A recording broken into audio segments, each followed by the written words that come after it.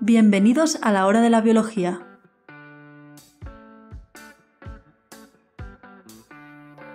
Hola amigos y amigas, bienvenidos a la hora de la biología y hoy comenzamos con preguntas de la vida y del cosmos. ¿Por qué estamos aquí? ¿Qué es la vida? ¿Qué fue primero, el huevo y la gallina? Y aquí tenemos a Oriol para respondernos a esta última. Antes de empezar, eso sí, quiero decir que si conocéis a alguien que a esta pregunta, lo de qué fue antes el huevo o la gallina, responda algo como el huevo, porque los dinosaurios también ponen huevos, tenéis mi permiso, o mejor dicho, os pido por favor que os riáis de ellos, porque se creen muy listos, pero claramente no lo son. Reírse de ellos es la mejor manera para que aprendan. Que podríamos contestar cada uno del podcast qué es lo que piensa. Bien. ¿Y por qué? ¿Qué fue antes, el huevo o la gallina? Que empiece la canaria, que como va con retraso, tenemos que esperar un rato para su respuesta. La unicelda. No lo sé. No, hay que elegir qué fue antes, el huevo o la gallina, y decir un porqué. Ese es el juego con el que empezamos el capítulo He de de hoy. suponer que la gallina por evolución, o no sé, no lo sé, supongo que la gallina. Vale. Que la lugar de pollo. Samu, Depende de tu escuela filosófica, ¿no? los Digo gallinistas y los huevistas, sí, ¿no? Sí, a ver, depende de si... A ver, luego Oriol dirá que soy tontito, pero bueno, no pasa nada. Depende de cómo lo consideres. Si lo consideras solo de gallina para abajo, pues obviamente ahí debería ser primero la gallina. Si lo consideras el huevo como estructura, vamos, te puedes ir evolutivamente en el árbol a donde quieras y el huevo será antes como estructura general que la gallina, porque las gallinas no son los únicos animales que ponen huevos. ¿Veis? Esa es la clase de personas de las que os pido que os riáis. ¿Ves? Pero la pregunta es ¿qué fue antes, la gallina o el huevo de gallina, supongo, ¿no? No claro, el huevo no como el huevo. concepto Sí, general. obviamente nos referimos al huevo de gallina. Vale. Por eso te he explicado las dos formas de entenderlo. Sí, está bien. Claro. Yo diría que antes fue el huevo, porque supongo que un animal filogenéticamente próximo a la gallina pondría un huevo que no era de gallina, pero en el cual en su interior estaría la nueva variedad de ese animal que se daría lugar a la gallina. Por lo tanto, he contestado mal. Lo primero sería la gallina. No, la primera sería el huevo. No, porque el huevo de... los genes... Porque estamos hablando de huevos de gallina, entonces si es de un animal lleno de gallina. Ya, es eso, es que los genes para codificar el huevo son de maternos. Entonces, un huevo, el primer huevo que tendría dentro de sí una gallina habría sido por un ser vivo que no es gallina, o sea, que no es la gallina, sería un ancestro de la gallina, porque esos genes para generar la cáscara de ese huevo no eran de gallina. Así que primero sería un huevo que no es de gallina con una gallina dentro y luego ya cuando esta gallina pero el huevo se sí desarrolle... que es de gallina porque contiene una gallina. Sí, pero no el primero es el huevo. La sin pregallina. huevo no puedes tener gallina. Sí, pero... La gallina primigenia. Pero ese huevo no es de gallina. O sea... Pero muchos cambios de los que se dan, o sea, a la hora de especiarse, o sea, de que una especie se convierta en otro, surgen en la embriogénesis, o sea, realmente sí que tiene sentido que sea el huevo primero, o sea, antes que la gallina.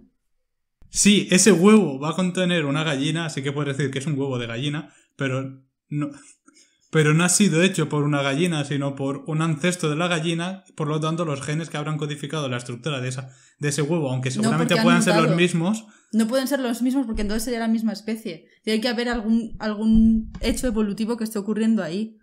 Aunque sea un gen súper o sea, un gen tipo Hox súper... que esté al principio de la formación del embrión. Bueno... Pero tiene que estar mutado. Si no estuviese mutado, sí que sería la misma especie la que ha puesto el huevo y la especie de la cual ha surgido del huevo. Bueno, ha tenido que llegar Oriol aquí para poner orden. Por favor, Oriol, contesta esta pregunta. Después de... Sí, bueno, todo esto son ideas, lo mencionaré un poco más de lo que ha dicho Pablo, porque eso no lo había tenido en cuenta, pero también tiene algo de razón. Tampoco, no tiene razón, pero tiene algo de razón. Lo que menciona también, eso es cierto. Y eso. También otra cosa que quería mencionar antes de que se me olvide es que, aunque os sorprenda, no voy a hablar nada de ningún aspecto culinario de los huevos de gallina. Que se pueda esperar de mí. Hoy en La Despensa de la Ciencia, Oriol, ¿qué fue antes, el huevo o la gallina? ¿Y qué plato podemos cocinar con estos dos ingredientes tan comunes de nuestra gastronomía española? Pero bueno, para empezar, de lo que estaban hablando, voy a hablar un poco de especiación. Algo que han mencionado mis compañeros en el pequeño debate.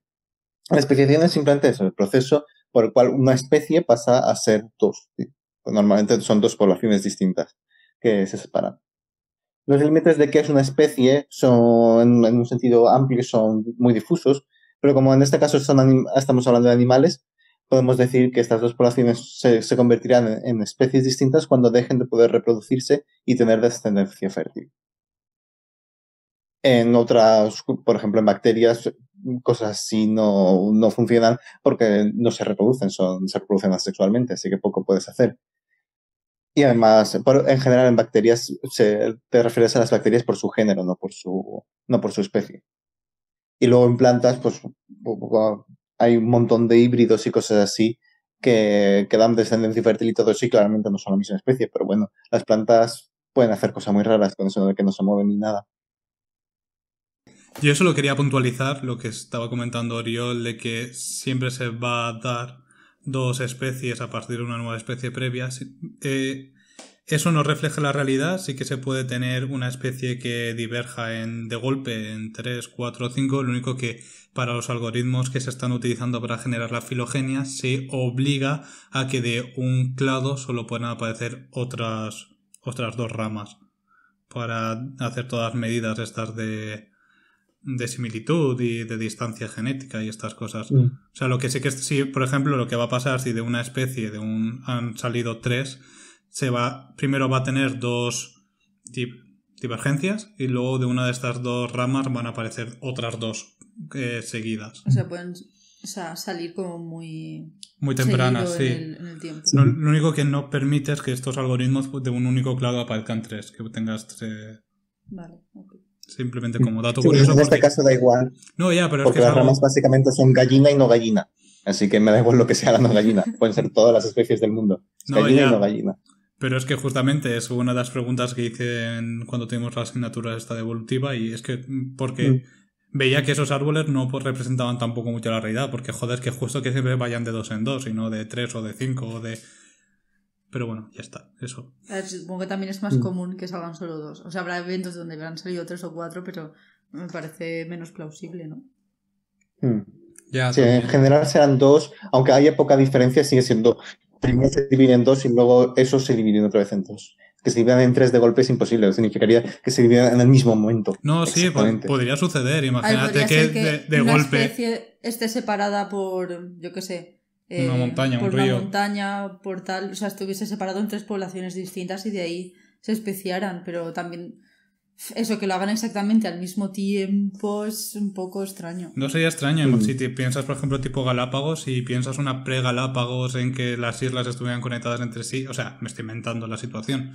O sea, pero 3 islas que antes fueran una y luego por una subida del mar... Y que ya se hayan separado en 3 al mismo tiempo, geológicamente, también. O sea, tiene que haber como una serie de eventos que, o sea, me parece demasiado casualidad, pero eso sí, ya si hablamos de darwinismo puro, o si estamos hablando más del puntualismo salteado de Gould. Bueno, en fin. Luego otro día haremos un debate de evolutiva de las diferentes escuelas y teorías. Pero todas son leyes, o sea, la evolución sí o sí sucede. Lo que no podemos discutir es los mecanismos por lo que que está empleando la evolución. Pero bueno, continúa Oriol hablando del huevo y la gallina. Sí, bueno, quería comentar sobre las razones por las que estas dos poblaciones se pueden separar. Ya han mencionado mis compañeros una, que es simplemente la distancia.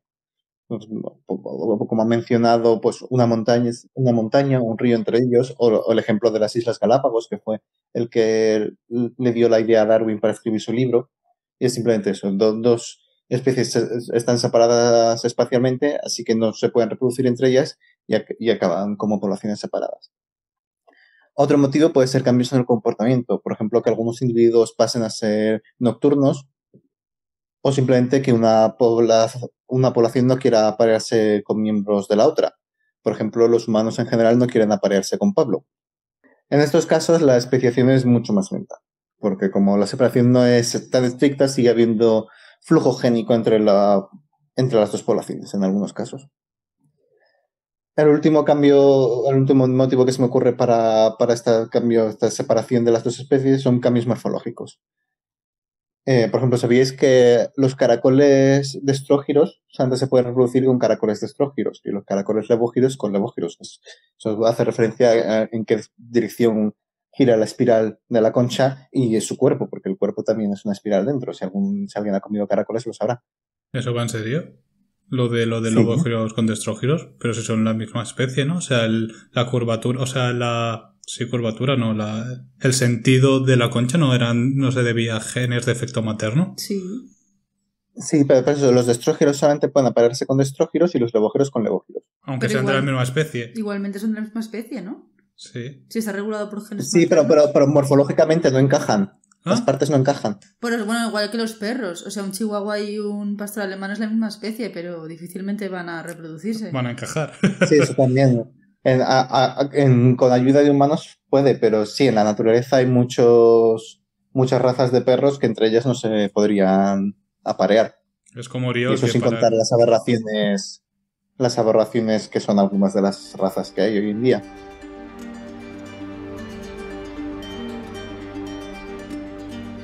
Pero bueno, una vez estas poblaciones están separadas, es solo cuestión de acumular mutaciones, ya sea por procesiones selectivas diferentes en las dos poblaciones o simplemente por deriva génica, hasta que al final dejan de ser compatibles genéticamente. ¿Por qué es todo esto importante? Porque este primer huevo o primera gallina aparecieron exactamente en el momento de la especiación de las gallinas. El cambio en realidad no es tan brusco, es un gradiente, van poco a poco acumulando mutaciones, como he dicho. Pero lo que es cierto es que en algún momento, ya sea más largo o más corto del tiempo, pasó de no existir la gallina a existir la gallina. Y ese es el momento en el que nos tenemos que centrar. Todo lo de las razones para la separación de las especies no es importante, era solamente para meterme con Pablo. Por ejemplo, en su caso también habría separación por razones morfológicas, porque el tamaño de las partes necesarias para la reproducción no es el suficiente para reproducirse como un humano normal. Joder, Pero bueno. Tío, estás perdiendo calidad, podías haber dicho, porque tiene impedimentos estéricos, es tan grande que aunque tenga una herramienta es imposible que se ensamble con una hembra de su especie, yo que sé, algo por el estilo. Claro, voy a decir que Pero Pablo, aquí no damos información falsa. Pero bueno, lo importante es eso, que las mutaciones, no lo de la separación de especies.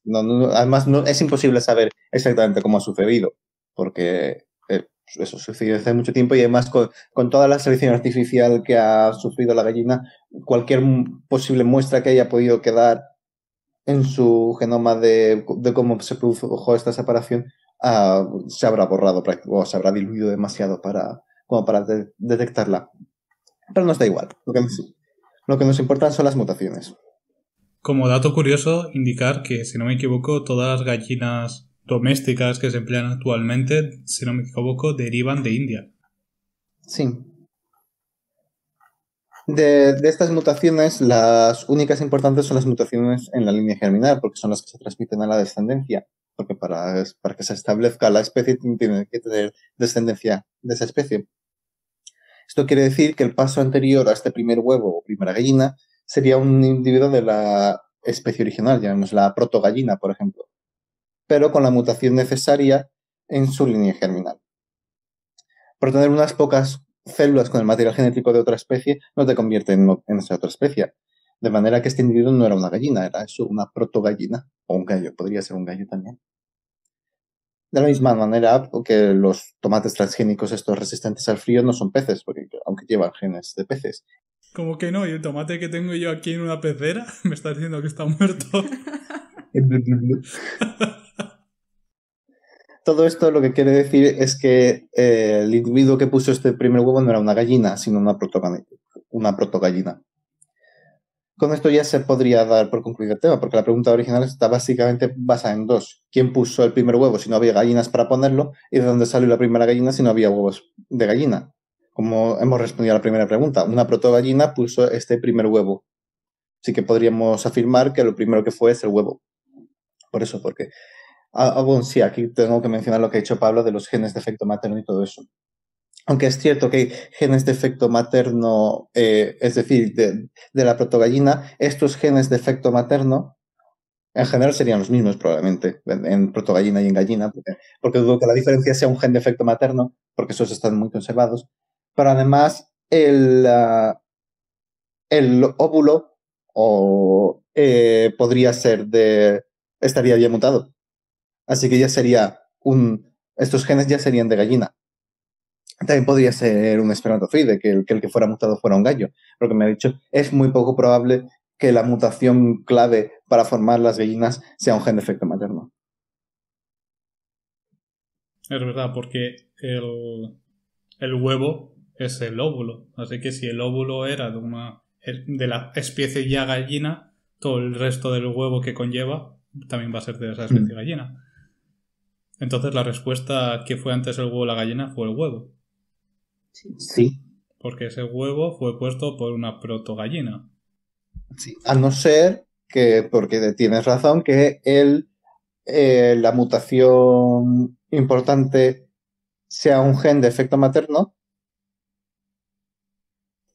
y la protogallina que sufrió la mutación que dio lugar a las gallinas fuera un macho. A ver, la Fueron navaja gallos. de Occam, así que eso es más Sí, es eso, es complicado que lo otro. demasiadas coincidencias y además, como he dicho, es eso. Los genes de efecto materno son pocos y están bastante conservados en general. Pues hasta aquí el capítulo de hoy de la hora de la biología. Si te ha gustado. No, no he acabado. Porque hay otra cosa que podrá decir que podrían sacar me pegas la gente si es muy tiquismiquis. Que es la gente que dirá, pues lo que habías estado diciendo, que dentro de ese huevo había una gallina. Y la gallina estaba ahí antes de que se formara el huevo. Porque la fecundación no se puede producir después de que se forme el huevo. Sería difícil con la cáscara. Bueno, en el caso de Pablo puede atravesar los poros de la cáscara, porque la cáscara es porosa para intercambio de gases y todo eso. Seguro que Pablo puede atravesarla. Pero Pablo no puede fecundar una gallina, así que espero. Y mira que lo he intentado. Qué tontas sois. O sea, Pues ya está sé que es confirmado. capítulo meterse con Pablo. Como todos. Sí. No, solo con tu gallina. Pero bueno, esto entra en un debate un poco peliagudo sobre cuándo un individuo es realmente un individuo, a partir de qué momento de la concepción, pero bueno, no me hace falta meterme en esto marrón porque yo también puedo ser tiquismiquis y puedo afirmar que lo que había dentro de ese huevo no era una gallina, era un gallo. ¿Por qué? Porque el huevo tarda en formarse a partir de la fecundación unas 20 horas, hasta que se forma la cáscara. Y tarda en salir de la gallina, la gallina tarda en poner unas 24. Así que tanto si consideras el principio de la formación del huevo cuando se forma la cáscara, como si lo consideras cuando sale de verdad de la gallina, el embrión ha pasado 24 horas, todavía está en estado de blástula o principio de glástula, si tarda un poquito más. Y en ese estadio todavía no hay nada que determinar sexo. Y algunos podéis preguntar, ¿pero el sexo por defecto no es el femenino? En humanos sí. Tampoco, en realidad, porque es cierto que si no hay nada que lo evite, se desarrollará una hembra, pero en el momento que estamos hablando todavía, que es en el estado de blástula, no se ha decidido nada. Por ejemplo, hablando de huevos de gallina otra vez, podría decirse que va a ser un macho, podría decirse que va a ser una hembra, o podría decirse que va a ser una tortilla, nunca se sabe. No, lo que iba a hablar es que en los estadios en los que ya se empieza a desarrollar los genitales en humanos, técnicamente eso que tenemos ahí antes de saber si es macho o hembra, si no me equivoco, se llama tubérculo urogenital. La patata. La patata genital, que es como... Es mágico, o sea, me encanta la ciencia. Oh, sí. Y ya que hemos hecho patata, acordaros. 3 alimentos que pueden matarte y tú no lo sabías, con Oriol Ruiz Catalán. Ya en podcast.